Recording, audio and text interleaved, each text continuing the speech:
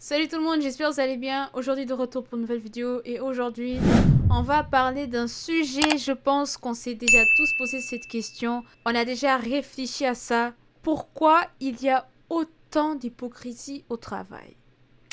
C'est parti.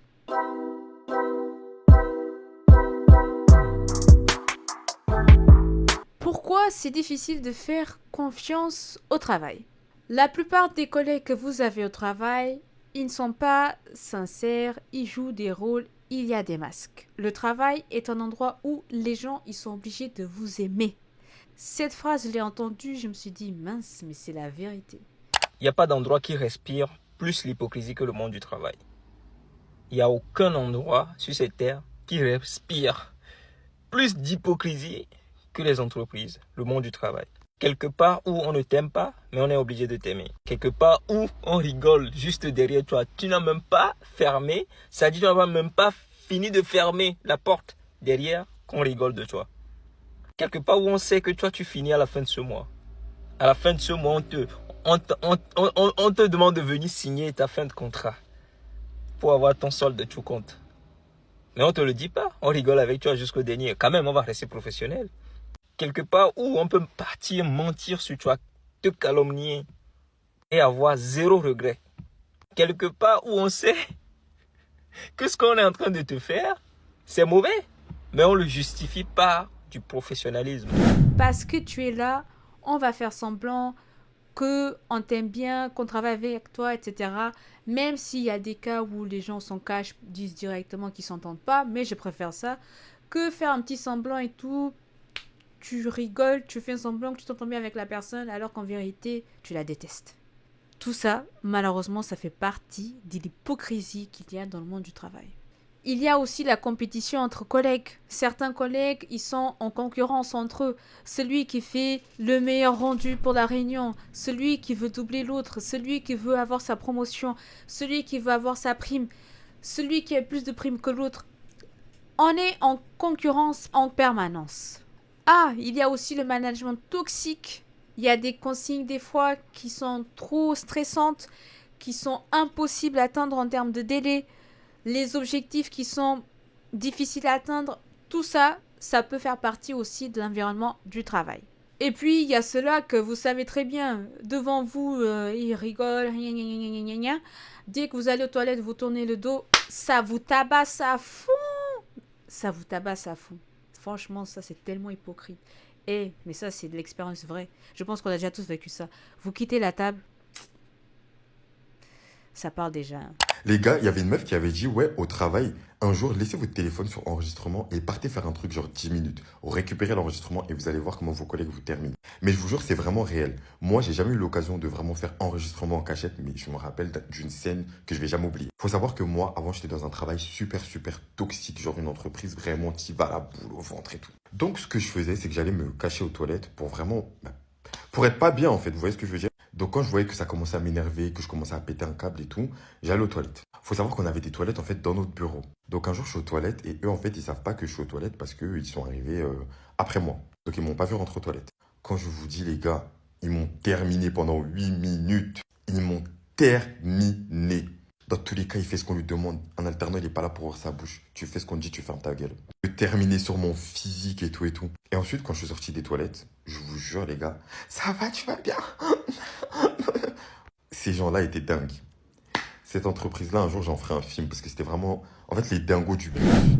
Un conseil, quand quelqu'un d'autre parle mal d'une personne d'autre qui n'est pas là devant vous, sachez qu'il fera la même chose avec vous quand vous n'êtes pas là avec elle. Il y a des exemples concrets que je pense qu'on a déjà tous vécu ici, du style quelqu'un que vous appréciez bien, un manager ou quelqu'un à un poste à responsabilité ou tout simplement un collègue qui vous dit oui, tu peux me parler librement, t'inquiète, je n'ai rien dire. Dès le lendemain, vous avez déjà la direction ou quelqu'un d'autre, un collègue, qui va vous affronter, vous dire ouais, c'est quoi cette histoire, ceci, cela. Et il y a un autre exemple aussi, tu as l'habitude de discuter avec quelqu'un, une collègue pote entre guillemets au travail, tu t'entends assez bien avec elle, et vous discutez tout le temps, vous mangez ensemble, vous allez en pause ensemble, vous fumez ensemble, etc. Et il y a un jour, tu te rends compte que, en fait, Tu la voyais pas comme ça. Tu découvres son vrai visage parce qu'elle a balancé des trucs, elle a dit des trucs sur quelqu'un. La personne n'était pas là. Par exemple, à quelqu'un un poste de responsabilité du style, vous savez, les gens là qui se plaignent. Oui, l'entreprise ne va pas bien, on n'est jamais au courant de rien. Les objectifs, ils sont mal décidés. Ouais, elle maîtrise pas son job. Vous voyez ce genre de personnes là qui parlent mal de la direction, des responsables, des patrons. Fouah. Quand vous voyez ça, vous dites ah ouais, en fait, double rôle. Double rôle. Les gars, quand on vous dit qu'au boulot, là, c'est des hypocrites. Mais je suis choquée à quel point c'est des hypocrites. Surtout les blancs, là. Moi, je sais pas ce que vous avez, là. Mais franchement, il faut doser. Il faut doser votre hypocrisie, s'il vous plaît. Il faut doser. Tu vois, au boulot, j'ai une pote. Bon, on va dire pote. C'est pas ma pote, mais bon, on s'entend bien. Quand il y a des pauses, on les fait ensemble. Quand il faut manger, on mange ensemble. Tu vois, on se raconte nos petits trucs de la vie, mais sans trop rentrer dans la vie privée. Mais vas-y, on s'entend bien. Et hier, on est en train de manger ensemble, enfin avec d'autres collègues, mais genre on est peut-être 10 autour de la table. On avait déjeuné dans un restaurant et le débat, c'était notre manager. Tout le monde commence à critiquer la manager, que ouais, elle est comme ceci, elle est comme cela.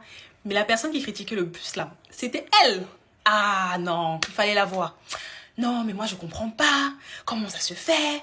On est là, on bosse, mais on n'a pas de visibilité sur ce qu'on fait. On ne sait pas où on va. Non, mais franchement, moi j'ai jamais vu une boîte comme ça. On était tous là en mode, ok, ouais, t'as raison et tout, c'est vrai, cacaca, nanani, nanana. Bref, il y avait une unanimité. Bref, tout le monde était d'accord autour de la table. Tout le monde lui disait, ouais, t'as trop raison et tout, et tout, et tout, et tout. Ok. C'est pas aujourd'hui, on est là, à notre poste, on est bien, on bosse, il n'y a pas de souci. Et la manager arrive. Moi, elle me dit bonjour vite fait. Et après, elle va voir ma collègue et elle lui dit ouais, ça va, alors tu t'en sors, parce qu'il y avait un dossier sur lequel elle bossait. Donc la manager lui dit ouais, ça va, alors tu t'en sors, c'est comment, si t'as besoin d'aide, tu me dis. Bref, elle vient prendre un peu des news. Hier, là, c'était que non, l'entreprise, là, c'est de la merde, c'est de la D, c'est du n'importe quoi. Il fallait la voir aujourd'hui. Ah non, mais oui, ça va très bien. Non, mais franchement, pas de souci, tout va très très bien. Bon, c'est vrai qu'il y a des petits trucs que je comprends pas trop, mais dans l'ensemble, c'est parfait, genre, c'est très bien. Eh, moi, j'étais là à côté en mode, c'est la même personne que j'ai vue hier. Et donc la manager, elle lui dit, qu'est-ce que tu comprends pas? C'est quoi les petits trucs que tu comprends pas? Parce que je peux t'aider, je peux t'expliquer. Bref, dis-moi, c'est le moment d'être transparente. Elle lui dit non, mais c'est 3 fois rien. C'est juste ces petits trucs-là et tout. Donc elle donne un petit exemple, mais un exemple minime, genre on s'en bat les couilles. Elle donne cet exemple-là. Donc la manager, elle lui répond non, mais c'est parce que c'est comme ça, c'est comme ça, c'est comme ça, c'est comme ça. Oui, c'est vrai qu'il y a un petit flou, c'est vrai que je donne pas forcément une visibilité à chaque fois sur les projets. Mais voilà, c'est comme ça et tout. En gros, faut faire avec quoi, tu vois. Elle lui répond quoi? Elle lui répond non, mais tu sais, si t'es heureuse, moi je suis heureuse, hein. Quoi? Donc ça là, c'est ma copine. Ça là, c'est la personne où je me disais que ok, on est comme ça. C'est elle, c'est moi, c'est ton pied, c'est mon pied, comme on dit. Non, je peux plus lui faire confiance. Je peux plus lui faire confiance. Façon dont elle était hyper convaincante quand elle lui a dit que non, tout va bien, il n'y a pas de souci. Mais franchement, on n'aurait pas eu la conversation hier. Moi, je l'aurais cru. Je me serais dit, ok, c'est cool, elle est à l'aise dans la boîte et tout. Elle était hyper convaincante. Non, non, non, non. Moi, je peux pas. Je peux pas. Elle, je marche plus avec elle. Je marche plus avec elle. C'est le jour où elle peut me mettre un couteau dans le dos en riant, tu sais. En mode, oups. Voilà, ça, ce sont des exemples. Je pense qu'il y en a tellement d'autres qu'on a déjà tous vécu, des expériences un peu particulières, propres à chacun aussi. Donc, dites-moi dans les commentaires quels ont été vos vécus, ce que vous avez eu comme expérience la plus traumatisante, comme exemple. Bref, dites-moi ce que vous avez déjà vécu dans les commentaires. Pourquoi certaines personnes agissent comme ça? Pourquoi est-ce que finalement elles rentrent dans ce jeu-là d'être aussi hypocrites? Je pense que premier point, c'est parce qu'elles ont peur d'être jugées, peur d'être elles-mêmes authentiques et sincères, parce que c'est pas tout le monde qui est franc, qui dit les choses en face, même si ça fait mal, tu vois. Et il y a des collègues aussi qui font du lèche-cul, mais tout ça, c'est stratégique en fait. Donc, deuxième type de profil de personnes, c'est ceux qui sont stratégiques. Ils savent très bien ce qu'ils font. Ils sont très malins au travail. Donc, faites attention à ce type de profil-là. Il y a d'autres aussi qui sont juste un peu, moi je mets dans la catégorie toxique. Ils veulent gravir les échelons, peu importe les moyens, peu importe ce que ça coûte. Les profils qui sont double face, c'est celui qui est un collaborateur qui est hyper gentil, ultra charmant en public, mais qui derrière, en vérité, il est hyper manipulateur et froid. Et il y a aussi par exemple le collègue agressif passif, celui qui dit par exemple je dis ça, je dis rien, mais qui va provoquer toute une histoire, tout un problème. Donc comment s'en sortir? Premièrement, vous allez travailler, faites ce que vous devez faire, assumez vos responsabilités, faites le mieux de votre travail. Ne dévoilez jamais votre vie personnelle. Soyez le plus discret possible parce que le jour que vous dévoilez trop de choses, ça va se retourner contre vous. Ils vont l'utiliser contre vous et ça, c'est très dangereux. Donc ne jamais dévoiler sa vie intime, sa vie perso. Soyez pro. Allez bosser. Ne dites pas tout à vos collègues. Évitez même de parler de votre vie personnelle à vos collègues. Ce n'est pas vos amis. Je vais vous garantir ça. Il n'y a pas plus sorcier qu'un collègue qui connaît ta vie. Il peut l'utiliser à tout moment. Tu veux rester dans une entreprise très longtemps? Reste neutre. Ne prends jamais position. Même quand tu défends le bien, cache-toi. Tu rentres à la maison, ça te fait du mal. Ta conscience te parle que tu aurais pu défendre cette personne. Mais si tu veux rester longtemps, ne défends personne. Si vous pensez qu'en cours, les gens sont hypocrites, attendez de rentrer dans le milieu du travail. C'est une dinguerie. Que ça fait 3 mois ou 30 ans que vous êtes dans une boîte, si je peux vous donner un conseil, dites-en le moins possible sur vous. Quand vous arrivez dans une boîte, on va sûrement vous questionner parce qu'on a envie d'en savoir plus, on va un peu savoir avec qui on va travailler. Il n'y a pas de souci, mais restez vague. Si vous êtes marié, vous avez des enfants, vous leur dites « ouais, je suis mariée hein. ». Et c'est tout. Ils n'ont pas besoin de savoir le prénom de vos enfants, le prénom de votre mari, l'origine de vos enfants, si vous avez des chiens, des chats, ou... ça ne les regarde pas. C'est pour ça le mieux à faire, c'est de venir, dire bonjour, être poli avec tout le monde, faire son travail et se casser. De toute façon, tu n'es pas là pour faire les anges.